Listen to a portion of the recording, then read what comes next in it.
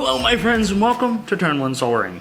So recently on his Drive to Work podcast, Mark Rosewater was discussing some changes to the Commander format. Now, a little quick caveat, Mark Rosewater does not have any actual power over the Commander format. All of that is done through the Commander Rules Committee, which is in fact separate from Wizards of the Coast. All Wizards does is print Commander product and reprints that we need, really. They also host the Commander ban list on their website, but you can find it elsewhere. Anyway, so discussing these changes to Commanders, he discussed the first half of the changes on this episode of his podcast, and so we will be discussing this first half of changes. When he releases the next episode of the podcast, we will discuss the other half of the changes. So let's go into Signet and discuss these changes to Commander. Let's go. But first, we must open a Booster Pack for Hope. Now, Booster Packs for Hope is a project I've started here on the channel where I open a pack of Magic cards at the end of every video, look through the cards on camera, and then sell the rare and any other cards in those packs worth $1 or more on eBay, where the proceeds go to a different charity each month. This month's charity is St. Jude's Children's Hospital, which does fantastic work helping kids with rare diseases, cancers, and does not charge the families of those children a single penny for their stay. It's a fantastic organization, and I'm happy to be supporting it on Booster Packs for Hope. If you want to help support Booster Packs for Hope, you can do so in one of three ways. First, it's simple. Go on over to the Turn 1 Soaring Facebook page, vote in the pinned poll for next month's charity, and let your voice be heard. Or, if you want your voice to be heard in a different way, go to the comment section, nominate your favorite charity, and who knows, people might vote on it and it might be next month's charity. The third way is simple. Send in a booster pack to Booster Packs for Hope by sending it to Turn 1 Soaring, P.O. Box 291616, Columbia, South Carolina 29229. And who knows, your booster pack might be the next one opened here on the show. So, I just happened to stumble across this really cool Ultimate Masters pack, and who knows, we might get a Karn. Now that would be pretty cool. So, on with discussing these Commander changes. Let's go. Alright, so the first rule change we're going to be talking about is the Hybrid Mana rule. Now, the rule that exists already is if the Hybrid Mana in the Hybrid Mana card contains a symbol that does not fall in with your Commander's color identity, you cannot play it. Now, I can see this being a pain for a lot of monocolored decks, especially ones like Blue, which can't really do permanent removal, white decks that might need something else to help them move along. The biggest I think that it hurts is mono red decks. Red has been just naturally weak in Commander. I would argue it's a great support card, or a support color I should say, but not a great deck to stand on its own unless you're playing something like mono red goblins with Krinko, where you want to win fast. The change that they want to make is allowing this to happen where you can play a hybrid card in a monocolored deck. I believe that this change would actually be beneficial for something like mono red, because then you have access to cards that really would help you. There's a lot of Boros cards that could help a mono red deck, a lot of Rakdos cards, and etc., etc., etc. So it's definitely a good idea to let that happen. Now, the real question is, does something like a 4-color deck need a hybrid, if you're running a Traxa, for instance, do you really need a hybrid card to be able to incorporate red into that deck? And that's where I think things get a little bit interesting.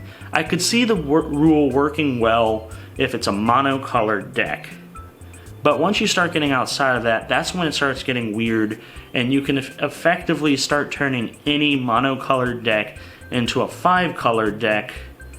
It'd essentially be monocolored 5-color, which that sounds weird saying it, but it kind of breaks it a little bit. But ultimately, since all hybrid colored cards, or hybrid cards I should say, are essentially bins of both colors, it doesn't break it too much, but I can definitely see it where it gets a little out of hand with that. So it could be a very interesting rule change, and I'm all for it, because like I said, those monocolored decks need some of that support, but ultimately You know what, I'm all for it. No, but ultimately, I'm actually all for it, and I'd really like to see that change happen. I think it could make for some very interesting monocolored builds.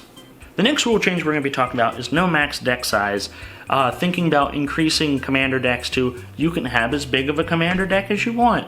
And I agree with Mark Rosewater, quoting him here when he says that this allows Commander to have a, quote, nice, clean, elegant structure of your deck is 98 or 99, depending on if you have a partner commander or not. I mean, it's easier to build a 99 card deck, and the only people who are going to build a, for some reason, 200 card deck is to put in the one card that allows you to win if your deck is 200 or more cards. Other than that, there's no, like, reason to do it. So, I think just keep it as is. This is where I'm going to agree with Mark Rosewater. Keep it where it's 99 cards.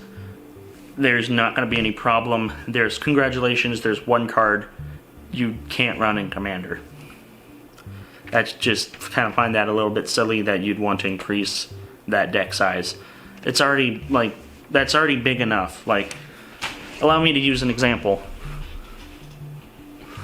That's already a pretty thick deck right there. Enough said. The next rule change we're going to discuss is the potential Soul Ring ban. Now, my stance on this is no, hell no. Just stop thinking about that right there. When people say Soul Ring is too good, I will bring up, naturally, and this is also a point Mark Rosewater made, Commander games naturally last longer. That's just what they do. That's how it be sometimes. Fast mana is not bad in Commander when casual games, and this has happened to me, can last, if your casual game lasts less than 1 hour, it's no longer a casual game. This at least allows casual games to reach a ending faster. Because it wraps up games quicker. And people who play Turn 1 Soul Ring into Signet are usually the first ones targeted because everyone's like, whoa, they got their resources out faster. It's kind of part of the social pressure, and this is a point that Mark Rosewater made that I agree with. It's part of the social pressure of Commander where you don't want to be the person being mean because then you're usually the person getting hated out of the game. So there is that to deal with. I don't think Soul Ring should be banned just because some people are like, ew, Soul Ring, it's too quick. I don't want to play a 6-hour Commander. I have played 6-hour Commander games. Let me tell you, it ain't fun. Because by hour 4, everyone's just like, ugh. And 4 hours should be the limit for any Commander game. You shouldn't play with more than 6 people. Because I've found once you start in that 7th, 8th, 9th, okay, 9 people is way too much. But once you add that 7th and 8th person in, you're sitting at that table for a while. So, definitely no Soul Ring ban. The next rule change we're talking about is having non-legendary cards as Commander. No. That's just, no. Then what's the point of your Commander if it's not a legendary? This kind of ruins the spirit of the format in a way because it's like, oh, who's leading our army? It's Joyra, the Weatherlight Captain. Oh yeah, and then the person running a non-legendary. Who's leading our army? It's Bob over there. No, it's honestly, Commanders are, legendaries are the way they are because in Limited you're supposed to be able to kind of build around them, especially specific ones that just, you know, they give you a theme, like the new Rakdos, for instance, in Ravnica Allegiance, I believe. He gives you a build around. You want to build demons, devils, and imps to throw in there so you're not having to coin flip for your own stuff. And if you put just a generic demon, devil, or imp in there, it's not going to give you that same weight, and it just really doesn't, you know, give you the spirit of the format. If you want to do it, like with the Nephilim, you can just get your playgroup's blessing first, but ultimately allowing it just willy-nilly, I see as just completely against the spirit of Commander as a format, which is a beautiful format, and we really shouldn't try to hurt it as much as what you're trying to do with that. The next change, no Commander damage. Really? No Commander damage. Excuse me while I just go over to the toilet, dump in all of the Voltron decks, and then hit flush. Now, admittedly, Voltron is kind of a very specific archetype. If you're running a big, good Voltron deck, you're usually running all the swords, but some people just like to run Voltron decks for the heck of running Voltron decks. Now, this is where Mark Rosewater and I will differ on that. He says that ultimately he doesn't feel like it's not... He doesn't want players thinking about extra things, because thinking about Commander damage as well is kind of like another number you have to keep in your head. I disagree. A lot of Commander players have a lot of dice. As in, one Commander player will have a lot of dice, and they can mark Commander damage with those dice, just determining each person. I don't think it's that bad, and I don't think it's another number you have to keep track of. Now, ultimately, a lot of Commander decks don't really use Commander damage, but Voltron decks, for instance, there's a lot of Voltron Commanders. A lot of ones that just, want to smash face. Thromok the Insatiable is one that I can think of, and I just think that getting rid of Commander damage takes pretty much it takes like an entire chunk of the format and then just throws it away. I don't think that it can really... That's not sustainable. No, sustainable is not the right word, but I don't think it's the right thing to do. It gives you kind of an out against life gain decks. There are plenty of life gain decks that can gain way too much life. I'm looking at you, Oloro decks. And getting rid of Commander damage ultimately doesn't give you, that workaround of, okay, I can beat this life gain deck by just punching them with my Commander.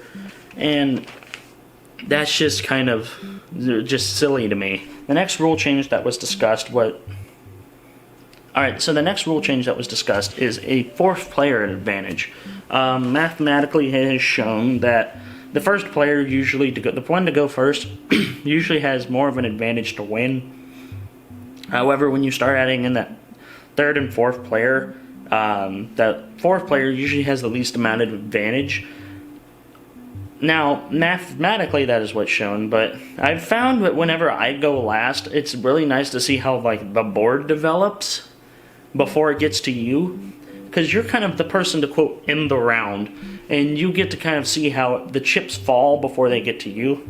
That being said, I don't really see any need to give that person an advantage, because then you have to start getting in a weird rule for 6-player games, 8-player games for the souls that want to take that journey.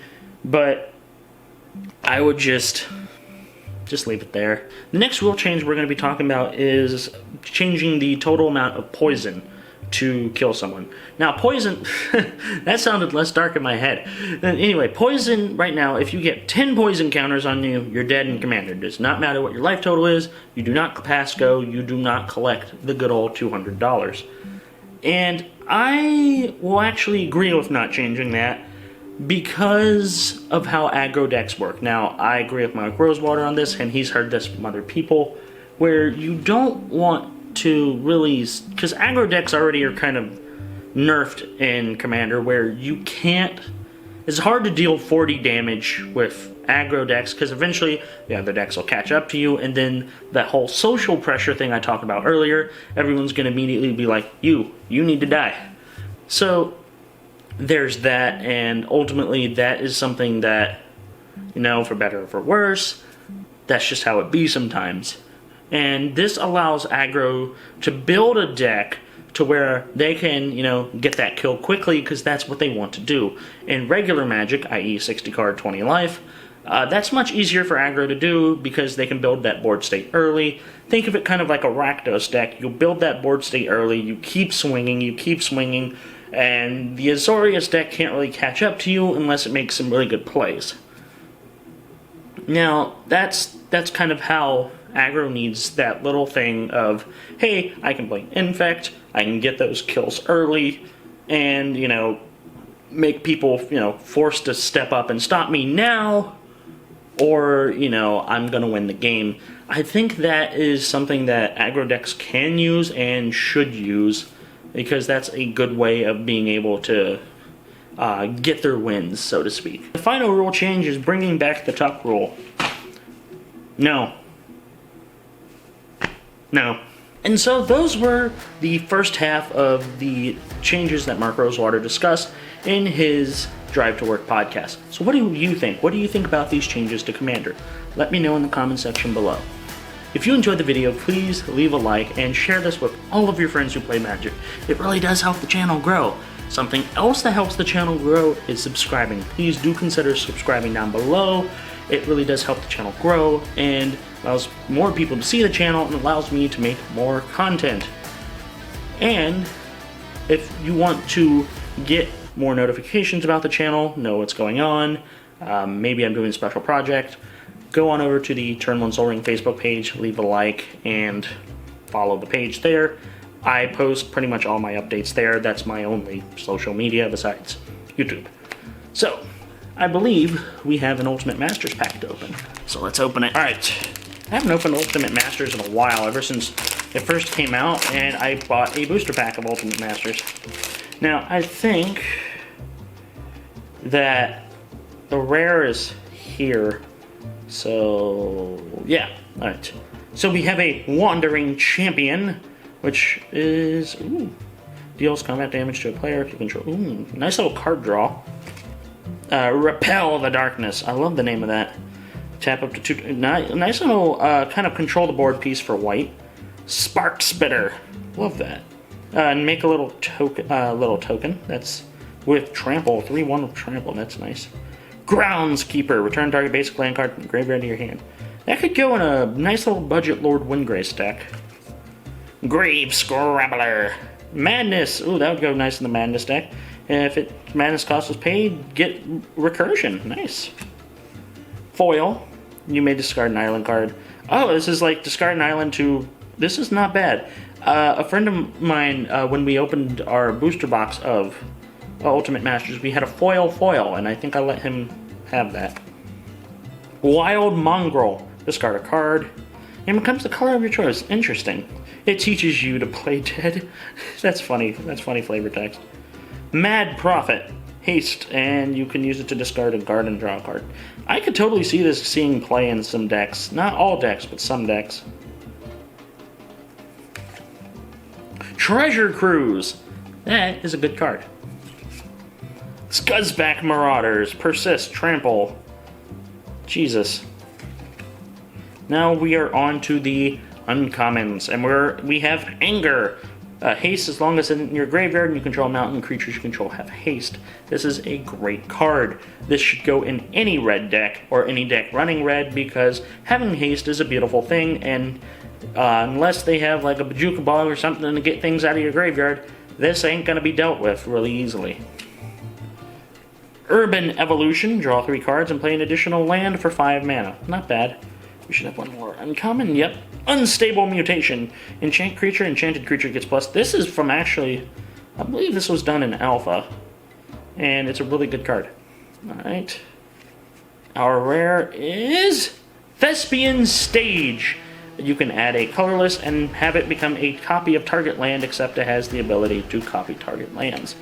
And our foil is War Leader's Helix, which looks really nice in foil.